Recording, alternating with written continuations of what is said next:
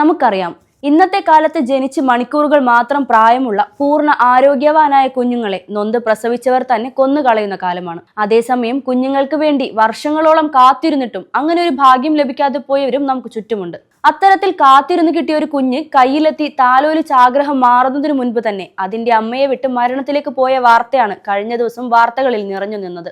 ഇപ്പോഴിതാ കുഞ്ഞിന്റെ അമ്മ ചെയ്ത ഒരു അസാധാരണ കാര്യമാണ് സോഷ്യൽ മീഡിയ ചർച്ച ചെയ്യുന്നത്. വെറും 2.5 ദിവസം മാത്രം പ്രായമുള്ള കുഞ്ഞിന്റെ മൃതദേഹം അതിന്റെ അമ്മ കുഞ്ഞിനെ ചികിത്സിച്ച ഡൂൺ മെഡിക്കൽ കോളേജ് ആശുപത്രിയിൽ അനാട്ടമി വിഭാഗത്തിന് ദാനം ചെയ്തു. കുഞ്ഞിന്റെ പേര് സരസ്വതി എന്നായിരുന്നുവെന്നാണ് ഹോസ്പിറ്റൽ റിപ്പോർട്ടുകളിലുള്ളത്. കുഞ്ഞിന്റെ അമ്മയ്ക്ക് പ്രസവവേദന അനുഭവപ്പെട്ടതിനെ തുടർന്ന് സിസേറിയനിലൂടെയായിരുന്നു കുഞ്ഞിനെ പുറത്തെടുത്തത്. മകളുടെ ജനനത്തിൽ കുടുംബം ഏറെ സന്തോഷിച്ചെങ്കിലും കുഞ്ഞിന് ശ്വാസ സംബന്ധമായ ബുദ്ധിമുട്ടുണ്ടെന്നും പരിശോധനയിൽ ഹൃദയ സംബന്ധമായ രോഗമുണ്ടെന്നും കണ്ടെത്തിയത് കുടുംബത്തിന് വലിയ വേദനയുണ്ടാക്കിയിരുന്നു.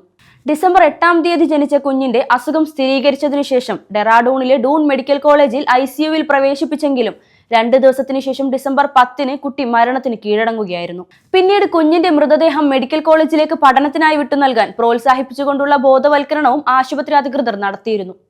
കൂടാതെ കുഞ്ഞിനായി അഭ്യർത്ഥിക്കുകയും ചെയ്തു. ഒടുവിൽ കുടുംബം അതിന് സമ്മതിക്കുകയായിരുന്നു.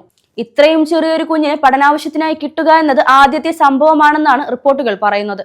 കുഞ്ഞിന് 2 ദിവസം മാത്രമേ ഭൂമിയിൽ ആയുസുണ്ടായിരുന്നുള്ളൂവെങ്കിലും അവളുടെ സംഭാവന ഭാവി സമൂഹത്തിന് വലിയ രീതിയിൽ ഉപകാരപ്പെടുമെന്ന് ആശുപത്രിയിലെ medical superintendent doctor Anurag Agarwal പുറത്തിറക്കിയ പത്രക്കുറിപ്പിൽ പറയുന്നു.